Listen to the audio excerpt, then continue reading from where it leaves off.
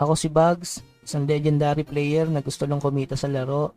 Tara, samahan niyo ako paano ang diskarte ng free-to-play sa mga ganitong NFT. Dahil maintenance si Mirror, alam ko madaming nag-aabang kasi halos 200,000 ang naglalaro nito.